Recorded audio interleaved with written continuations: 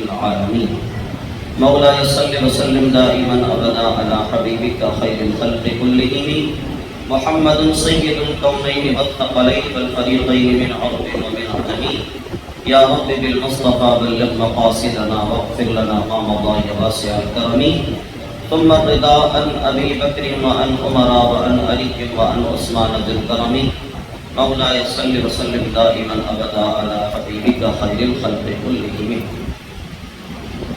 نو روزہ درس محرم الحرام کی آج تیسری نشست ہے اور کل کی نشست میں ہم نے صحابہ کرام علیہم رضوان کون ہیں اور ان کی کیا کیا فضیلتیں اور کیا کیا خصوصیات ہیں اس حوالے سے آپ کے سامنے کچھ چیزوں کو ذکر کیا تھا. آج جس شخصیت کا میں ذکر کرنے جا رہا ہوں وہ شخصیت وہ ہے کہ جن کے سبب جن کی وجہ سے ہم اس واقعہ کربلا کو یاد کرتے ہیں. جو واقعہ کربلا میں شہید ہوئے وہ ان کے والد گرامی ہیں. خلافت راشدہ میں ان کا 14 نمبر آتا ہے. نبی کریم صلی اللہ علیہ وسلم کے اخی ہیں, اخی رسول کہلاتے ہیں اور سرور عالم صلی اللہ علیہ وسلم ان سے بڑی محبت بڑا پیار فرماتے ہیں. آقا نامدار صلی اللہ علیہ وسلم کے سارے صحابہ ہی چہیتے اور سارے صحابہ ہی پیارے ہیں, لیکن کچھ ایسے خاص ہیں کہ جو جن سے سرور عالم صلی اللہ علیہ وسلم بڑی محبت اور بڑا پیار فرماتے ہیں اور ان کی الفت زمانے بھر میں عام ہے. وہ شخصیت ہے کہ جو فاتح خیبر کہلائے, مشکل کشا کہلائے, مولا کا لقب ان کو دربار رسالت سے ملا, اخی رسول کا لقب ان کو دربار رسالت سے ملا. سرور عالم صلی اللہ علیہ وسلم کے بڑے قریبی رہے.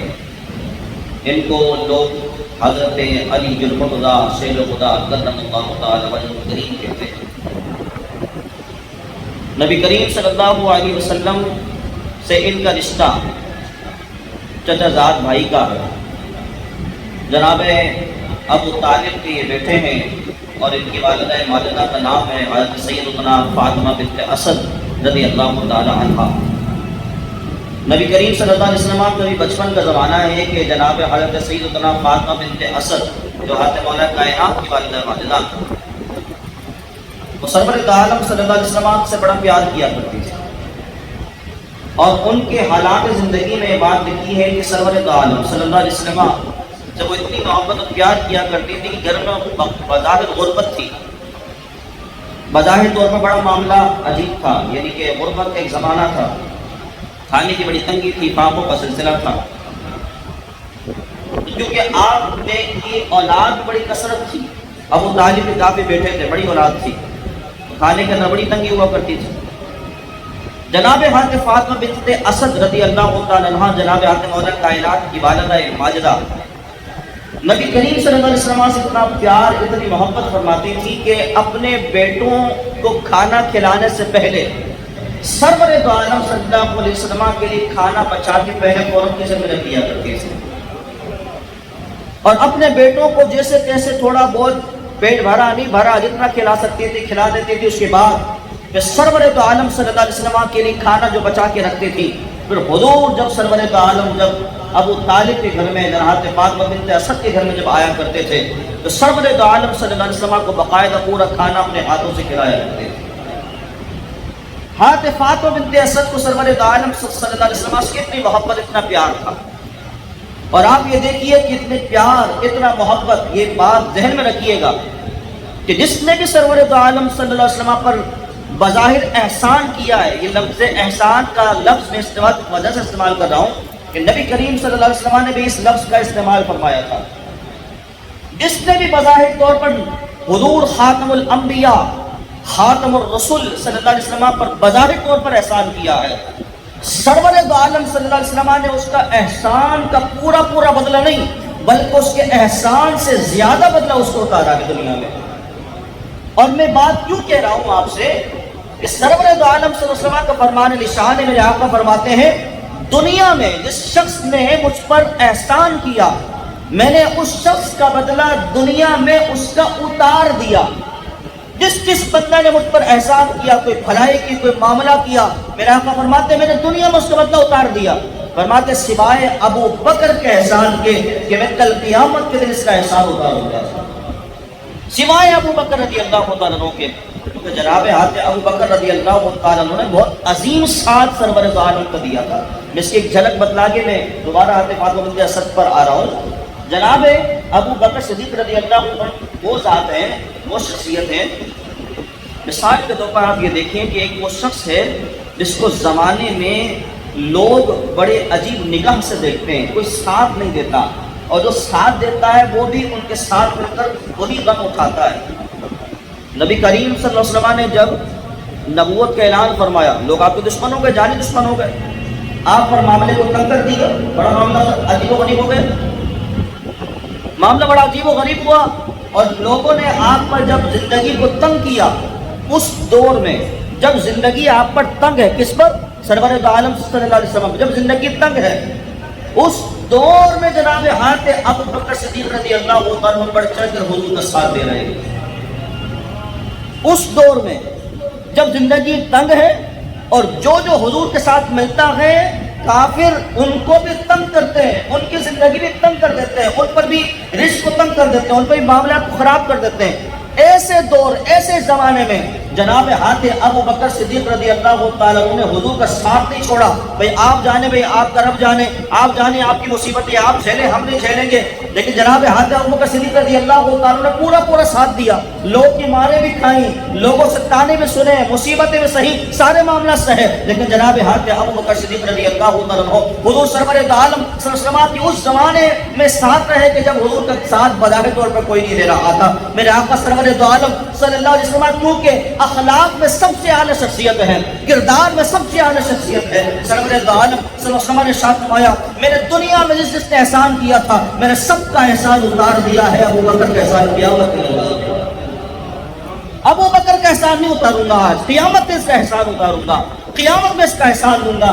جناب حضرت فاطمہ بنت اسد رضی اللہ عنہ حضور سے پیار کرتی ہے، اپنے بیٹوں کو کھانا کم کھلاتی ہے، سرور دو عالم صلی اللہ علیہ وسلم کو پیٹ بھر کے اپنے پیارے ہاتھوں سے سرور دو عالم کھانا کھلاتی ہے، ان کا پیٹ بھرتی ہے، پھر سرور دو عالم صلی اللہ علیہ وسلم نے ان کے احسان کا بدلہ کیسے اتارا ہے۔ اس منظر کو اپنی آنکھوں سے آپ تصور امیجن کیجئے کہ منظر کتنا پیارا ہوگا۔ جناب مولا کائنات کی والدہ کی وفات ہوئی، حضرت فاطمہ بنت اسد کی جب وفات ہوتی ہے اور جب جنازہ لے کے جایا جاتا ہے، سرور دو عالم صلی اللہ علیہ وسلم ساتھ جنازے کے چل رہے ہیں، اور جب قبر میں اتارنے کا وقت آیا ہے، اس وقت جب قبر میں اتارنے کا وقت آیا تو سرور دو عالم صلی اللہ علیہ وسلم قبر میں پہلے خود تشریف لے کے چلے گئے، پہلے خود قبر میں تشریف لے کے گئے، اس کے بعد پھر آپ نے فاطمہ بنت اسد رضی اللہ تعالی عنہا جو آپ کی چچی ہے، ان کو آپ نے قبر مبارک میں اتارا، اور جب سرور دو عالم صلی اللہ علیہ وسلم جب قبر پاک سے باہر نکلے نا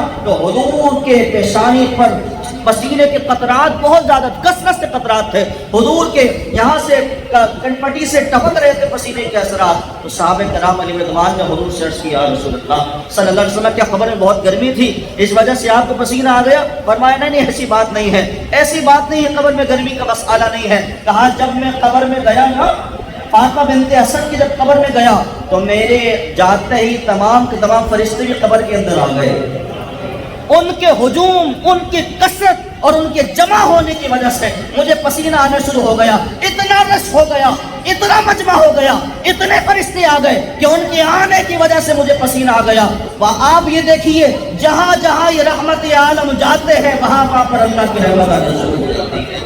آپ یہ دیکھیے جہاں سرور دو عالم جس قبر انور میں اترے ہوں گے، اب اس قبر کے نور کا عالم پھر کیا ہوگا، اس قبر کی رحمتوں کا عالم پھر کیا ہوگا، اس قبر کے انوار کا عالم پھر کیا ہوگا، اس قبر کی برکتوں کا عالم پھر کیا ہوگا۔ اب آپ کیا یہ سوچ سکتے ہیں کہ فاطمہ بنت اسد سے آپ کوئی سوال میں کوئی مسئلہ ہوگا؟ اب کیا منکر نکیر کے سوالوں میں کوئی مسئلہ ہوگا؟ کوئی سوچ سکتا ہے؟ پر رحمت کی ساری کام تو قبر میں اتر چکے ہیں، رحمت کا سارا سمندر تو قبر میں اتر چکا ہے۔ اب فاطمہ بنت اسد سے کون سا سوال، کون سا جواب؟ سارے کے سارے سوالوں کا جواب تو گویا کہ حضور نے سارے کے سارے دے دیے صلی اللہ علیہ وسلم۔ حضور نے ایسا عظیم احسان اتارا ہے جناب حضرت فاطمہ بنت اسد رضی اللہ تعالی عنہا کا۔ پھر آپ یہ دیکھیے جناب ابو طالب مکہ مکرمہ میں قحط پڑ گیا، کھانے کی بڑی قلت ہو گئی، بڑا معاملہ تنگ ہو گیا۔ نبی کریم صلی اللہ علیہ وسلم نے جناب حضرت عباس بن عبد المطلب کو اپنے ساتھ دیا، کہا کہ چچا جان میرے ساتھ چلیے۔ ابو طالب کے گھر میں بچے زیادہ ہیں اور کھانا کم ہے، بڑی قلت ہوتی ہے، فاقے میں رہتے ہیں لوگ۔ ایسا کیجئے کوئی ایک دو اولاد آپ لے لیجئے، ایک دو میں لے لیتا ہوں بچے، تاکہ کچھ ان کا برڈن، کچھ وزن کچھ کم ہو جائے۔ حضرت عباس نے کہا بالکل ٹھیک۔ جناب حضرت عباس رضی اللہ تعالیٰ عنہ حضرت جعفر رضی اللہ عنہ کو لے لیے، حضرت جعفر کو آپ نے لے لیا، نبی کریم صلی اللہ علیہ وسلم نے جناب مولا کائنات کو لے لیا، حضرت مولا کائنات رضی اللہ عنہ کو لے لیا۔ بچپن کا زمانہ ہے، ابھی فاطمہ بنت اسد کے بدن مبارک سے جناب حضرت مولا کائنات نکلے، کعبے کے اندر آپ کی ولادت ہوئی، بڑی روایت ہے اس اعتبار سے، کعبے کے اندر آپ کی ولادت ہوتی ہے۔ حضرت فاطمہ بنت اسد بڑی گھبرائی ہوئی ہیں، سرور دو عالم صلی اللہ علیہ وسلم کی گود میں دیا حضرت علی کو، بھئی فاطمہ چچی جان کیا ہو گیا؟ کہتی ہے کہ علی یہ پیدا ہوئے لیکن آنکھیں نہیں کھول رہے، میں بڑی پریشان ہوں، کیا مسئلہ ہے؟ آنکھیں نہیں کھل رہی، آنکھیں بند کی بند ہے، آنکھیں نہیں کھل رہی، نہ جانے کیا مسئلہ ہے۔ سرور دو عالم صلی اللہ علیہ وسلم نے کہا چچی جان میری گود میں دیجیے۔ چچی جان نے گود میں جناب مولا کائنات رضی اللہ عنہ کو جیسے ہی گود مصطفیٰ میں دیا، جناب مولا کائنات نے اپنی آنکھوں کو کھول دیا۔ مولا کائنات نے اپنی آنکھوں کو کھولا تو دنیا میں سب سے پہلا منظر جو جناب مولا کائنات نے دیکھا تھا کوئی دوسرا نہیں تھا، مصطفیٰ کا چہرہ پہلا منظر تھا، مصطفیٰ کریم کا چہرہ مبارک پہلا منظر تھا جو جناب مولا کائنات دیکھ رہے ہیں۔ جو آنکھ آپ نے کھولی ہے وہ کسی اور کے چہرے کو آپ نے دیکھ کر گوارا نہیں کیا، بلکہ سامنے دعا کرنے چہرے پاک آپ نے صلی اللہ علیہ وسلم۔ پھر چھٹپن کا زمانہ، بچپنی کا زمانہ، نبی کریم صلی اللہ علیہ وسلم کے گھرانے مبارک میں آپ گزرا، آپ حضور کو دیکھ رہے ہیں، پڑھتا دیکھ رہے ہیں، حضور کو پھلتا دیکھ رہے ہیں، حضور کو پھولتا دیکھ رہے ہیں، حضور کو آتا دیکھ رہے ہیں، حضور کو جاتا دیکھ رہے ہیں، حضور کے گھر کے حالات کو دیکھ رہے ہیں۔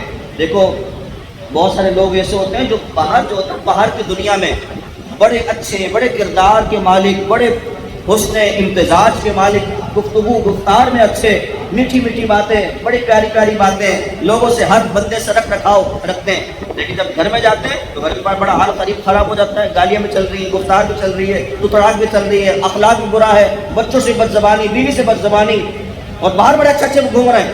کچھ لوگوں کا کردار اس طرح کا ہوتا ہے، باہر بڑے اچھے ہیں، وہ لوگ بڑی تعریف کر رہے ہیں، فلاں صاحب تو بڑے اچھے ہیں، فلاں صاحب تو بڑے اچھے ہیں، لیکن گھر میں کردار پتہ لگتا ہے گھر میں کردار کیسا ہے۔ مولا کائنات رضی اللہ تعالیٰ عنہ نے حضور کا کردار گھر میں دیکھا ہے۔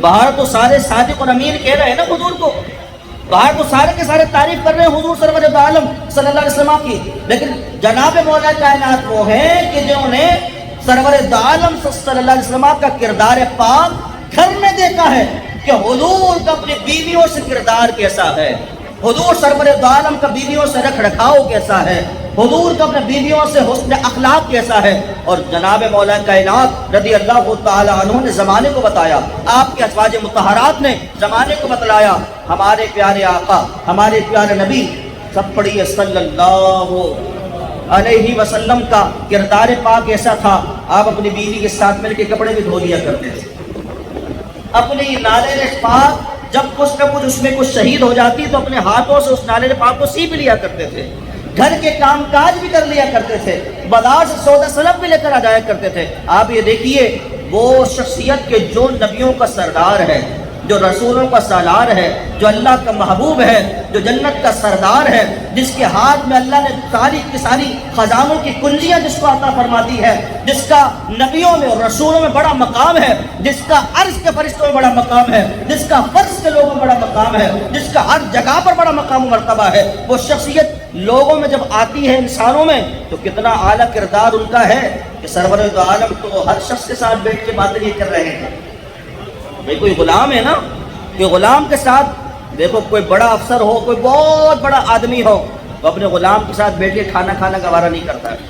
لوگ دیکھیں گے تو کیا کہیں گے کہ اپنا غلام کے ساتھ بیٹھا ہے، اس کا تو اسٹیٹس بہت بڑا ہے، یہ کیسے بیٹھا ہے ان کے ساتھ۔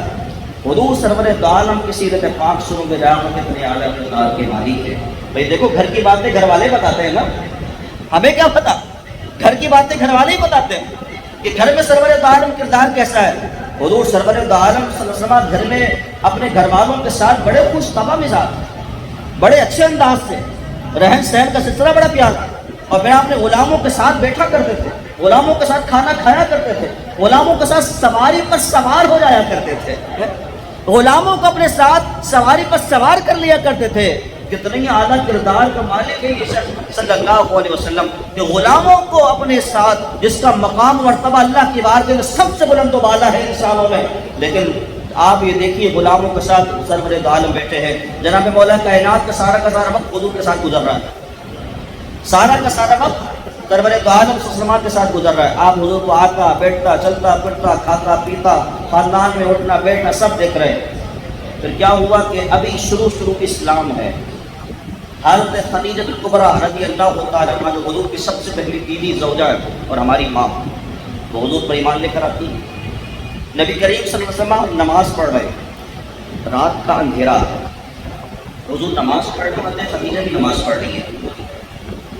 ابھی زیادہ شور نہیں ہوا، زیادہ شور شرابہ نہیں ہوا اسلام کا، اکیلے تنہا نماز پڑھی جا رہی ہے۔ حضور اپنے گھر میں رات کے اندھیرے میں نماز پڑھ رہے ہیں، آپ بھی نماز پڑھ رہے ہیں، حضرت اماں خدیجہ رضی اللہ تعالیٰ عنہ بھی نماز پڑھ رہی ہے حضور کے ساتھ، نماز پڑھ رہی ہے۔ جناب مولا کائنات رضی اللہ عنہ کی عمر ابھی چھوٹی ہے، 7-8 سال کے آپ ہیں، چھوٹی عمر ہے۔ آپ نے دیکھا کہ دونوں نماز پڑھ رہے ہیں، آپ نے کہا یہ آپ دونوں کیا کر رہے ہیں؟ تو جناب سرور دو عالم صلی اللہ علیہ وسلم نے ارشاد فرمایا اے علی یہ نماز ہے، اللہ کی عبادت ہے، اے علی سنو اللہ وحدہ لا شریک ہے، اور اللہ نے مجھے نبی بنا کر بھیجا ہے اپنی توحید کا پیغام لوگوں تک پہنچانے کے لیے۔ وہ جو باطل بت ہیں جن کی لوگ پتھر بنا کے جن کی پوجا کرتے ہیں وہ باطل ہیں، تو اے علی تم پر بھی اللہ پر ایمان لے کر، تم بھی اللہ پر ایمان لے کر آؤ، اے علی تم بھی اللہ پر ایمان لے کر آؤ۔ تو جناب حضرت علی کہتے ہیں میں تو اپنے ابو سے پوچھوں گا پہلے، اس کے بعد پھر ایمان لے کر آؤں گا، ابو طالب سے پوچھوں گا، اس کے بعد پھر دیکھیں گے ایمان لے کر، مشورہ تو کر لوں میں، کیونکہ حضرت علی نے سارا کا سارا جو ماحول دیکھا وہ یہی دیکھا لوگ بتوں کی پوجا کر رہے ہیں۔ تو جناب مولا کائنات کہتے ہیں ابو سے پوچھوں گا، اس کے بعد پھر میں بتاؤں گا آپ کو۔ تو نبی کریم صلی اللہ علیہ وسلم نے ارشاد فرمایا اگر تمہیں پوچھنا ہے تو پھر تم خاموش رہو، پھر کچھ نہ بولو، کیونکہ بھی معاملہ اس طرح کا نہیں ہے کہ باہر بتایا جائے، باہر شور شرابہ ہوگا، معاملہ بڑے خراب ہوں گے۔ فرمایا خاموش ہو جاؤ، ابھی بھی کچھ نہ بتاؤ، اگر تم اسلام قبول نہیں کرنا نہ کرو، لیکن مشورہ نہ کرو، بات آگے نہ پھیلے۔ پھر جب صبح ہوتی ہے تو دیکھو یہ یاد رکھو جو سلیم الطبع ہوتا ہے نا، جو سلیم العقل ہوتا ہے، جس کے مقدر میں ایمان لانا لکھا ہوتا ہے، اللہ تبارک و تعالیٰ اس کے لیے ایسے راستے کھول دیتا ہے کہ وہ ایمان کی طرف بڑھ جاتا ہے۔ جس کے نصیب میں گمراہی ہے اس کے لیے راستہ ایسا بننا شروع ہو جائے گا کہ وہ گمراہی کے راستے پر چلے گا، لیکن جس کے لیے اللہ تبارک و تعالیٰ نے ایمان لکھ دیا، جس کے لیے اللہ نے ہدایت لکھ دی ہے، اس کے لیے معاملہ ایسا راستہ ایسا کھولے گا کہ وہ راہ راست میں خود بخود چلنا شروع ہو جائے گا۔ جناب مولا کائنات ابھی رات میں کہا یا رسول اللہ اے محمد صلی اللہ علیہ وسلم میں تو ابھی ابو سے پوچھوں گا، اس کے بعد مشورہ کر کے پھر جواب دیتا ہوں کہ اسلام قبول کرنا نہیں کرنا ہے، بتوں کو چھوڑنا کہ نہیں چھوڑنا ہے۔ یعنی بتوں کو چھوڑنے سے مراد یہ کہ جناب حضرت علی نے بتوں کی پوجا نہیں کی ہے، آپ کا دامن اس شرک سے پاک رہا ہے۔ اسلام سے پہلے بھی آپ نے کوئی بتوں کی پوجا نہیں کی ہے، لیکن کیونکہ ماحول ہی چل رہا ہے نا، دین اسی طرح چل رہا ہے، تو میں پوچھ کے پھر آپ کو بتاتا ہوں کیا کرنا ہے۔ لیکن جب صبح ہوئی ہے تو حضرت علی کے دل میں ایمان اور ایمان والے کی محبت آ گئی ہے۔ صبح اٹھتے ہیں تو کہتے ہیں کہ یا رسول اللہ مجھے اپنے دین میں داخل فرما دیجیے، مجھے اپنے دین میں داخل کر لیجیے، اب میں نے کسی سے کوئی کچھ نہیں پوچھنا ہے، آپ نے کہہ دیا، آپ کی بات میرے دل میں آ گئی ہے، آپ کی بات میرے دل میں گھر کر گئی، اب میں نے کسی سے کچھ نہیں پوچھنا ہے، بس آپ نے جو کہہ دیا اس پر میں ایمان لے کر آتا ہوں۔ جناب مولا کائنات مولا من حضرت علی بن مرتضیٰ شیر خدا کرم اللہ تعالی وجہ پر ایمان لے کر آ گئے، حضور کے دامن سے وابستہ ہو گئے۔ تعداد کتنی ہو گئی؟ حضرت خدیجہ ایمان لے کر آ گئی، عورتوں میں پہلی عورت جو ایمان لے کر آئی، اور اس کے بعد بچوں میں سب سے پہلے جناب مولا کائنات حضرت علی بن مرتضیٰ رضی اللہ عنہ ایمان لے کر آئے۔ 8 سال کی آپ کی عمر، امام علیہ السلام نے 8 سال کی عمر لکھی تو ایمان لے کر آئے۔ مردوں میں سب سے پہلے ایمان لانے والے شخصیت جناب حضرت ابو بکر صدیق رضی اللہ تعالیٰ عنہ، اور غلاموں میں حضرت زید رضی اللہ تعالیٰ عنہ جو ایمان لے کر آئے۔ یعنی 4 لوگ ہیں جو ایمان لے کر آئے، اور ان کا مردوں میں جناب حضرت ابو بکر کا پہلا نمبر، بچوں میں جناب حضرت علی کا پہلا نمبر، اور عورتوں میں جناب حضرت خدیجہ کا پہلا نمبر ہے رضی اللہ تعالیٰ عنہ اجمعین۔ تو یہ وہ شخصیات سب سے پہلے حضور سرور عالم پر ایمان لے کر آئی ہیں، جن میں پہلا نمبر بچوں میں جناب مولا کائنات رضی اللہ تعالیٰ عنہ کا ہے۔ اب آپ یہ دیکھیے، اب سارا کا سارا وقت تو ان کا سرور عالم کے ساتھ گزر رہا ہے، سارا کا سارا وقت سرور عالم صلی اللہ علیہ وسلم کے ساتھ گزر رہا ہے، اور سارے کا سارا وقت جب سرور عالم پر گزر رہا ہے تو سارے معاملات آپ دیکھ رہے ہیں۔ دیکھیں جناب مولا کائنات رضی اللہ عنہ کی کنیت ہے، اور وہ کنیت ہے ابو تراب۔ ویسے تو آپ کے القابات ہیں، شیر اللہ آپ کا لقب ہے، اسد اللہ آپ کا لقب ہے، فاتح خیبر آپ کا لقب ہے، بہت سارے آپ کے القابات ہیں، لیکن ایک لقب آپ کا ہے ابو تراب، مٹی والے، مٹی والے۔ اور یہ لقب آپ کا ایسا پیارا آپ کو لگتا تھا کہ جب آپ کو کوئی علی کہہ کے پکارتا تھا تو آپ کو اتنی خوشی نہیں ہوتی تھی، لیکن جب آپ کو کہ ابو تراب کہہ کے پکارتا آپ کو بڑی خوشی ہوتی تھی۔ آپ آرام فرما رہے ہیں، اور اس طرح آرام کر رہے ہیں کہ مٹی آپ کے جسم پاک پہ گویا کہ آپ اس سب کو چوم رہی ہے۔ جناب سرور عالم حضور خاتم النبیین صلی اللہ علیہ وسلم تشریف لے کر آتے ہیں تو کیا دیکھتے ہیں؟ جناب علی آرام کر رہے ہیں اس حالت میں کہ مٹی آپ کے جسم پر ہے، تو جناب سرور عالم صلی اللہ علیہ وسلم نے مٹی کو جھاڑنا شروع کیا، ہٹانا شروع کیا حضرت علی کے جسم سے، اور کہا کہ قم یا ابا تراب، کھڑے ہو اے ابو تراب، کھڑے ہو جاؤ۔ اس وقت سرور عالم نے جناب حضرت مولا کائنات کو نام دیا ابو تراب کا۔ اس وقت سے آپ کو یہ نام بڑا پسند آیا کہ علی کوئی بولتا تو آپ کو اتنا مزہ نہیں آتا، لیکن اگر کوئی ابو تراب کہتا تو آپ کو بڑا مزہ آتا۔ جو نام سرور عالم دے جائیں اس نام کی بات نرالی ہوتی ہے۔ جو نام آمنہ کے لال عطا کر دیں وہ نام کوئی عام نہیں ہوتا، وہی تو کام کا نام ہوتا ہے۔ جناب حضرت مولا کائنات رضی اللہ عنہ کو ابو تراب کہا گیا تو آپ کو بڑی خوشی ہوئی۔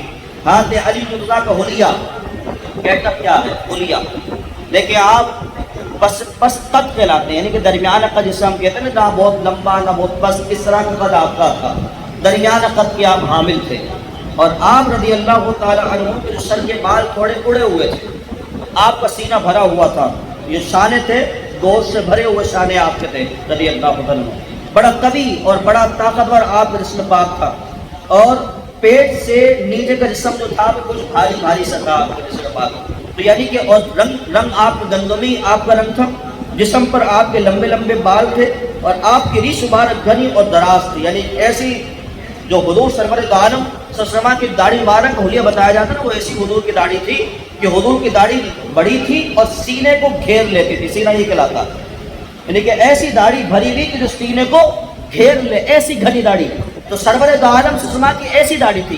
اسی طرح جناب مولا کائنات رضی اللہ عنہ کی داڑھی بھی اسی طرح تھی کہ جو سینے کو گھیر لیا کرتی تھی، جو سینے کو گھیر لیتی تھی۔ میں یہاں پر ایک بات رک کر یہ کہوں گا، جناب حضرت حسنین کریمین سے محبت کرنے والے لوگوں اور جناب مولا کائنات رضی اللہ عنہ سے محبت کرنے والے میرے ساتھیوں، میرے بھائیوں، آپ یہ دیکھیے کہ سرور عالم صلی اللہ علیہ وسلم کا حلیہ بھی اتنا ہی پاکیزہ، اتنا پیارا تھا کہ سرور عالم صلی اللہ علیہ وسلم کے جو چہرے مبارک پر داڑھی تھی نا، وہ ایک مٹھی کی داڑھی تھی، خشخشی داڑھی نہیں تھی، 4 5 10 12 دن کی داڑھی نہیں تھی۔ جو حضور کے چہرے پاک پر داڑھی تھی وہ ایسی داڑھی تھی کہ جو مٹھی میں باقاعدہ آسانی سے ایسے آ جایا کرتی تھی، ایسی داڑھی تھی۔ آپ دیکھیں کسی کی قدرتی طور پر داڑھی اتنی نکلتی ہے پتلی سی، کسی کے کچھ چیدہ چیدہ بال نکلتے ہیں، اور کسی کے جیسے میرے جیسے گھنے بال نکل جاتے ہیں تو کوئی پوری مٹھی کے اندر آ جاتے ہیں، کسی کے ایسے بال بھی نکل جاتے ہیں۔ لیکن یاد رکھیں کہ یہ قدرت ہے، یہ داڑھی قدرتی عمل ہے، قدرتی چیز ہے۔ اللہ تبارک و تعالیٰ کو پسند ہے کہ مرد کے چہرے پر بال ہوں۔ دیکھو شریعت مطہرہ نے کچھ بال مٹانے کا حکم دیا، بغلوں کے بال، زیر ناف بال، ان کو مٹانے کا حکم دیا، اور شریعت نے کچھ بال ایسے ہیں جن کو بڑھانے کا حکم دیا، کچھ بال ایسے ہیں جو شریعت نے کٹانے کا حکم دیا، یعنی مجھے زیادہ گہری نہ ہو جائے، گھری نہ ہو جائے، جو ہونٹوں پر آئے تو کھانے کے اندر مسئلہ ہو، تو ان بالوں کو کم کرنے کا حکم دیا سرور عالم صلی اللہ علیہ وسلم نے۔ کچھ بال ایسے جن کو جڑ سے کاٹنے کا حکم دیا، جیسے بغل کے بال ہے، زیر ناف بال ہے، ان کو جڑ سے کاٹنے کا حکم دیا، اور کچھ بال ایسے ہیں جن کو بڑھانے کا حکم دیا۔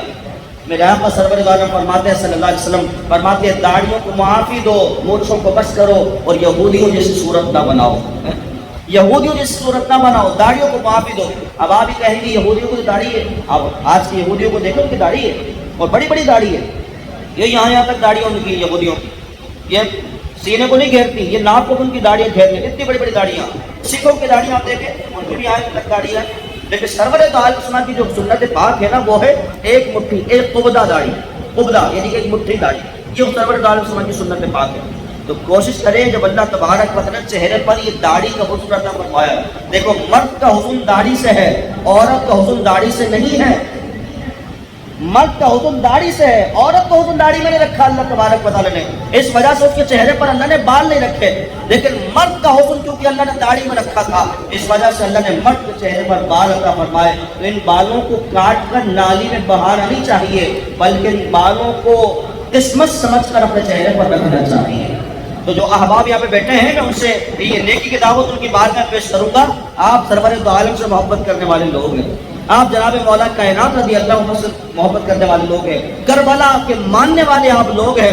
امام حسن کی داڑھی بھی پوری ایک مٹھی تھی، امام حسین کی داڑھی بھی پوری ایک مٹھی تھی، امام زین العابدین کی داڑھی بھی ایک مٹھی تھی، امام باقر کی داڑھی بھی پوری ایک مٹھی تھی، امام موسیٰ کاظم کی داڑھی بھی ایک مٹھی تھی. یہ سارے کے سارے جن کے ہم ماننے والے. پھر غوث پاک رضی اللہ عنہ ان کی داڑھی ایک مٹھی تھی. خواجہ صاحب جن کی چھٹی ہم کرتے ہیں ان کی داڑھی ایک مٹھی تھی. وہ لاہور میں بیٹھا مرد قلندر جن کو ہم داتا علی حجویری رحمۃ اللہ تعالی کہتے ہیں، ان کی داڑھی بھی ایک مٹھی تھی. اور سنو ذرا، وہ سنیوں کا شہنشاہ، وہ سنیوں کا امام جس کو خادم حسین رضوی کہا جاتا ہے، ان کی داڑھی بھی ایک مٹھی تھی.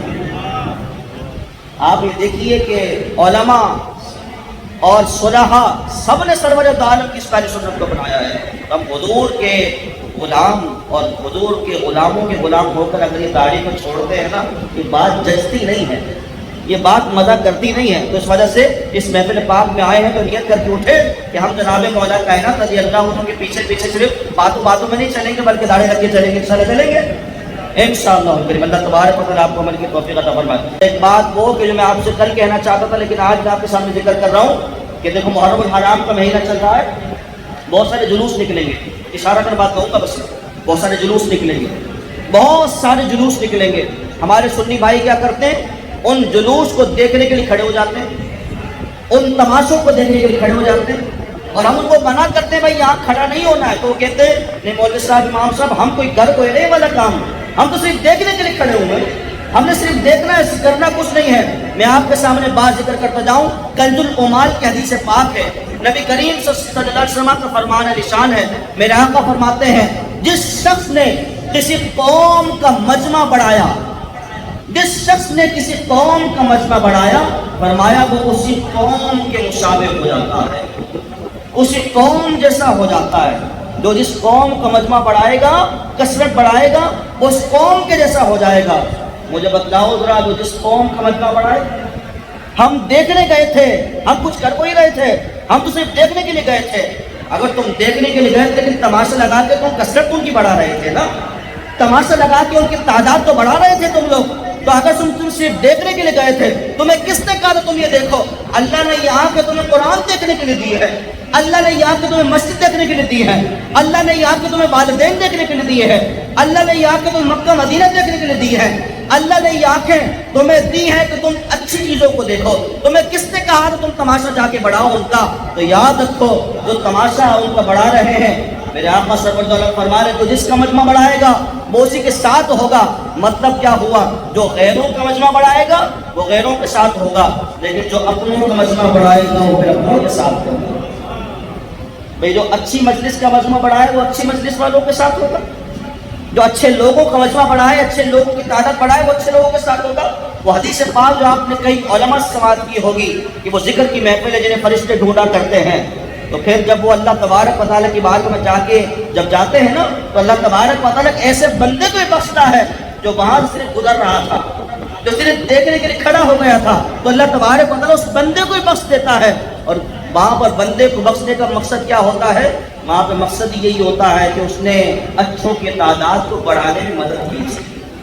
اس وجہ سے اللہ تبارک و تعالیٰ اچھوں کے ساتھ بیٹھنے کی وجہ سے اللہ تبارک و تعالیٰ اس اچھی مجلس، اچھی محفل میں گزرنے والے، کچھ دیر بیٹھنے والے کی مغفرت فرما دیتا ہے. تو ایسی محفلیں جن کے اندر آپ کو صحابہ کی محبت ملے، اہل بیت اطہار کی محبت ملے، اولیاء کا پیار ملے، ایسی محفلوں میں آپ کو بیٹھنا چاہیے اور ایسی محفلوں کی تعداد آپ کو بڑھانا چاہیے. اسی طریقے سے میں اکثر نوجوانوں کو کہتا ہوں کالے کپڑے نہ پہنو، کالے کپڑے کسی اور کی مشابہت ہوتی ہے، آپ نہ پہنیں۔ آپ کو اس نے کہا کہ آپ پہن کر جو ہے یہ فیشن کوئی ہے کالے کپڑے پہننا، آپ محرم کے علاوہ پہن لیجیے، آپ کو کس نے منع کیا ہے؟ محرم کے علاوہ پہنے، میں بھی پہنتا ہوں، میں بھی آپ کے ساتھ پہنوں گا، مجھے بھی اچھا لگتا ہے بلیک سوٹ، میں بھی پہنتا ہوں، لیکن محرم میں نہیں پہنتا۔ محرم میں کسی کی مشابہت ہو جاتی ہے، اور حضور کا فرمان ہے جو جس قوم کی مشابہت اختیار کرے گا وہ اس قوم کے ساتھ اٹھایا جائے گا۔ آپ کو کیا پسند ہے کہ وہ ان کے ساتھ اٹھیں آپ؟ ہمیں کسی کو پسند نہیں ہے کہ آپ کسی اور کے ساتھ اٹھیں، ہمیں تو یہی پسند ہے کہ اگر ہمارا ساتھ ہمارا حشر ہو تو ابو بکر صدیق کے ساتھ، حضرت عمر کے ساتھ ہو، حضرت عثمان کے ساتھ ہو، حضرت علی کے ساتھ ہو، حسین کریمین کے ساتھ ہو۔ ہماری تو یہی دعا ہے کہ اللہ تبارک و تعالیٰ اٹھائے تو لوگوں کے ساتھ ہم اٹھائے، ہمارا حشر ان کے ساتھ ہو تاکہ ہماری بھی بگڑی بن جائے۔ آئیے بس چند چیزیں میں ایک دو فیصلے ہیں جو آپ کے سامنے حضرت مولا کائنات کی عقل اور ذہانت کو آپ کے سامنے پیش کرنا چاہتا ہوں۔ جو پاک پڑھی اللہم صلی علی محمد وعلی آل محمد وبارک وسلم، صلاۃ و سلام علیک یا سیدی یا رسول اللہ وسلم علیک یا حبیب اللہ۔ دیکھیں آواز جتنے آتے ہیں ان کو اس کا کوئی مسئلہ نہیں ہے، کوئی مسئلہ نہیں ہے، ہم اپنی آواز بڑھا رہے ہیں، ان کی اپنی آواز بڑھانے دیجیے، ہماری آواز اللہ کی بارگاہ میں قبول کر دیں گے انشاءاللہ۔ جناب مولا کائنات رضی اللہ عنہ علم کے باب ہیں، باب العلم قرار پائے، علم کا دروازہ قرار پائے۔ اللہ نے آپ کو بڑی زیادہ عطا فرمائی، بڑی عقل عطا، بڑی فراست، بڑا فہم خالق کائنات نے آپ کو عطا فرمایا تھا۔ میں چند چیزیں آپ کے سامنے ذکر کر رہا ہوں۔ حضرت برا بن عازب رضی اللہ تعالیٰ عنہ سے روایت ہے کہ یمن کے ایک شخص نے اپنے غلام کو اپنے لڑکے کے ساتھ کوفہ بھیجا۔ اتفاق سے راستے میں دونوں نے آپس میں جھگڑا کر لیا۔ جب آپس میں جھگڑا ہوا کہ تو لڑکے نے غلام کو مارا اور غلام نے اس کو گالی بکنا شروع کر دی۔ کوفہ پہنچ کر غلام نے دعویٰ کیا کہ لڑکا میرا غلام ہے اور میں اسے بیچنا چاہتا ہوں۔ جناب حضرت مولا کائنات رضی اللہ تعالیٰ کے پاس یہ مقدمہ پہنچ گیا۔ بات سمجھ میں آئی آپ لوگوں کو؟ نہیں آئی، میں دوبارہ بتا دیتا ہوں۔ یمن کا جو گورنر ہے وہ اپنے غلام کے ساتھ اپنے بیٹے کو بھیجتا ہے، لیکن راستے میں لڑائی ہو جاتی ہے تو یمن کے گورنر کا جو لڑکا ہے وہ غلام کو مارتا ہے اور جو غلام ہے وہ اس کو گالیاں بکتا ہے۔ لیکن جب یہ لوگ جناب مولا کائنات رضی اللہ عنہ کے کوفے پہنچتے ہیں تو یہاں پر کیا ہوتا ہے، جو غلام جو ہے نا وہ غلام اس بات کا دعویٰ کرتا ہے جو لڑکا ہے یہ گورنر کا بیٹا نہیں ہے بلکہ میرا غلام ہے اور میں اس کو بیچنا چاہتا ہوں۔ اب مقدمہ پہنچا جناب مولا کائنات کی بارگاہ میں۔ حضرت علی نے کہا بھائی اچھا فیصلہ کر دیتے ہیں، بڑا آسان فیصلہ ہے۔ یہ فیصلہ کیا کرنا ہے؟ آپ نے اپنے غلام کو کہا کہ ایک کمرے کے اندر 2 سوراخ کر دو دیوار میں، اور دونوں سوراخ جب ہو جائیں تو مجھے بتا دینا بھائی ہو گئے سوراخ، علی جا کیا کرنا ہے؟ کہا اب دونوں کے جو سر ہیں وہ سر آپ ان دونوں سوراخوں میں ڈال دو، ایک کا ایک سوراخ میں دوسرے سوراخ میں اس کا سر ڈالو۔ جب دونوں کا سر آ گیا تو جناب مولا کائنات رضی اللہ عنہ حکم ارشاد فرمایا غلام کا سر کاٹ دو، غلام کا سر کاٹ دو۔ جیسی صدا پہنچی جو اصل میں غلام تھا اس نے اپنے سر پیچھے کر لیا، اس نے اپنا سر پیچھے کیا، اور جو لڑکا تھا جو غلام ہی نہیں تھا گورنر کا جو بیٹا تھا وہ ویسے کا ویسے کھڑا رہا، وہ غلام کیوں نہیں تھا؟